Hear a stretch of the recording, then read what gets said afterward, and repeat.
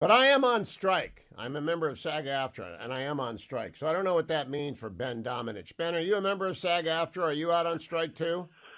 No, I am not. In my various tanglings with the NLRB, where I'm still 1-0 in federal appeals court against them. I'm not really the biggest of fans when it comes to this sort of thing. But I do wonder what kind of position does this put you in? Are you allowed to think? You? I mean, I actually don't know because Fran didn't send me a ballot. I didn't even get to vote on the SAG-AFTRA walkout, and so I don't know what it's sitting around in a post office box somewhere. So I can't make Mission Impossible 904, and I can't be in Top Gun 3 if this happens right now, Ben. But nevertheless, I can press forward, and I want to begin by asking you about Mission Impossible. Are you going to go see it?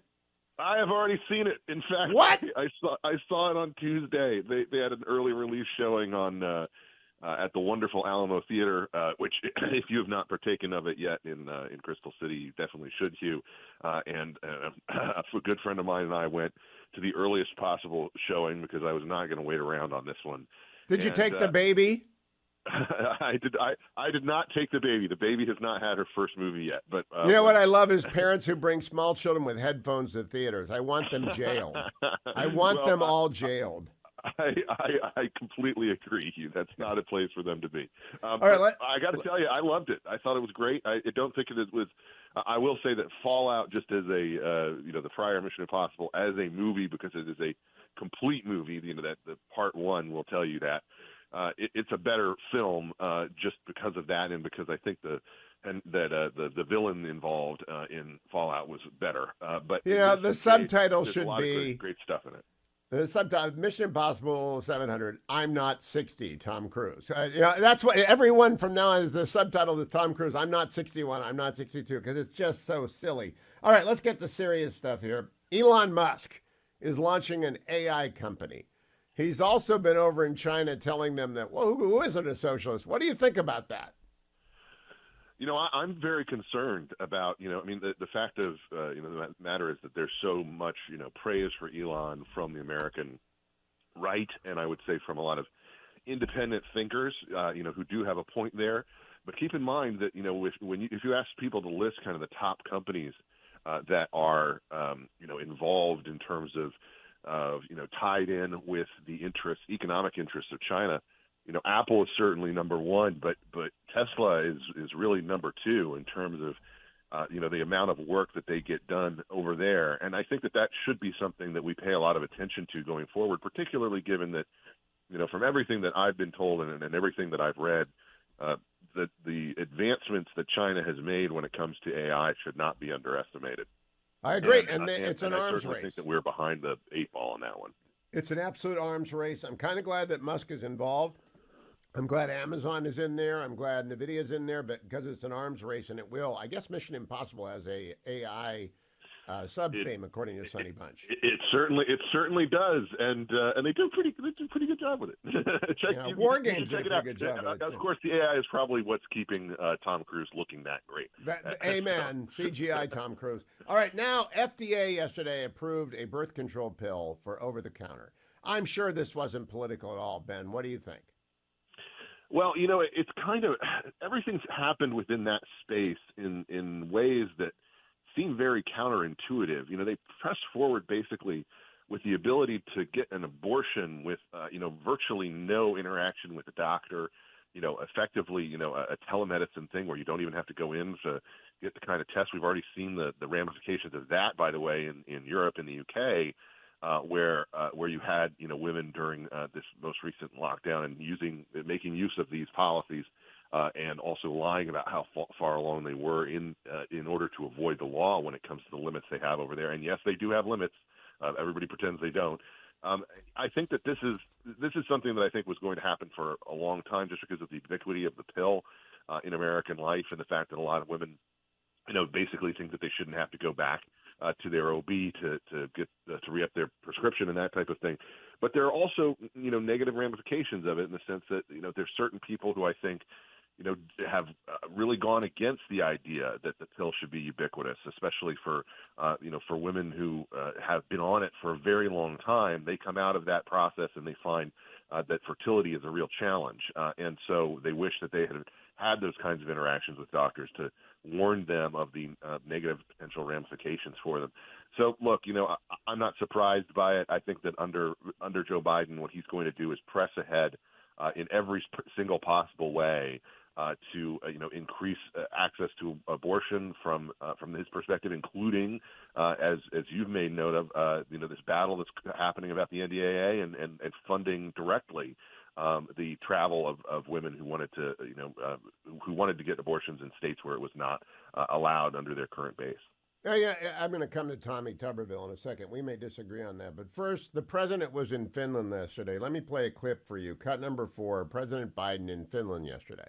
Fredriksson of Denmark and the Minister Jacoba, daughter of Ireland. You can tell that's a Freudian slip. I'm thinking of home. The daughter of Iceland I want to So, Ben, the president in Finland, I just got to ask you, did you watch Veep when it came out?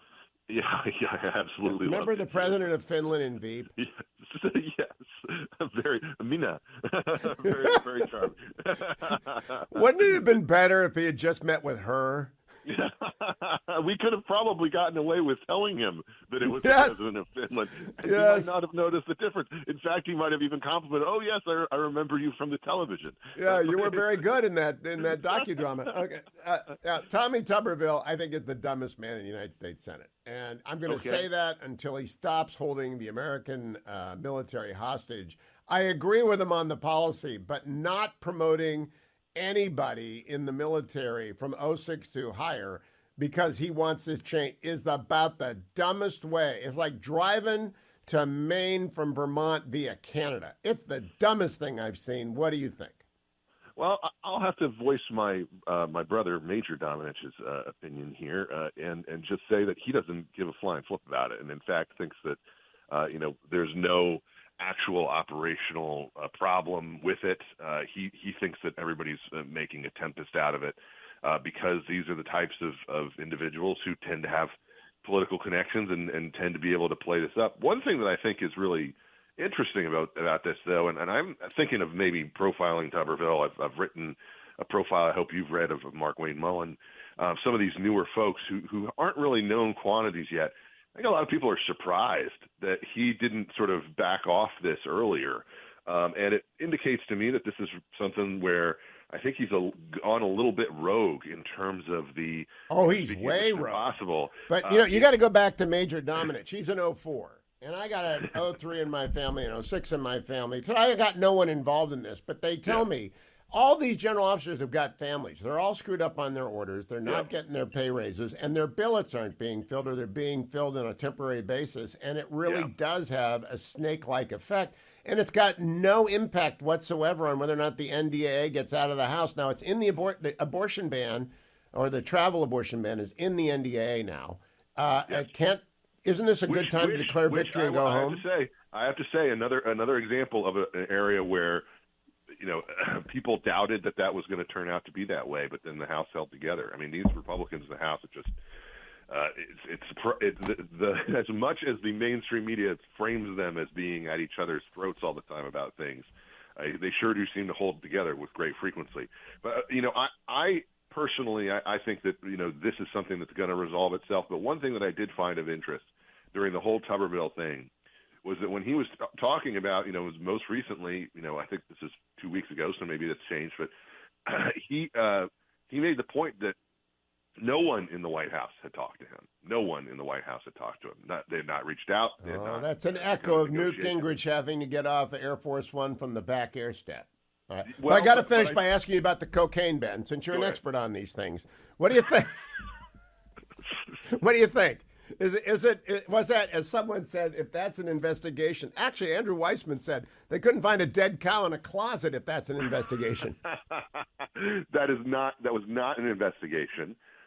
Personally, look, the Hunter Biden sort of aspect of this gets more attention. What I personally think is more likely is that some dumb staffer was out partying the night before and chose to ditch it in that way, as in a way that would be a little less perhaps blatant. But I think that having used those cubbies, That's something that you use when you're going into a pretty serious meeting. So it's probably a pretty serious person, in other words. Yeah, and it's on tape. It's on tape somewhere. Every time I've gone past those cubbies, and I always forget to put my phone in, and I always do, after you get told to by the Uniformed Secret Service, it's not being filmed. Ben Domenech of the Spectator and Fox News contributor. Thank you, Ben.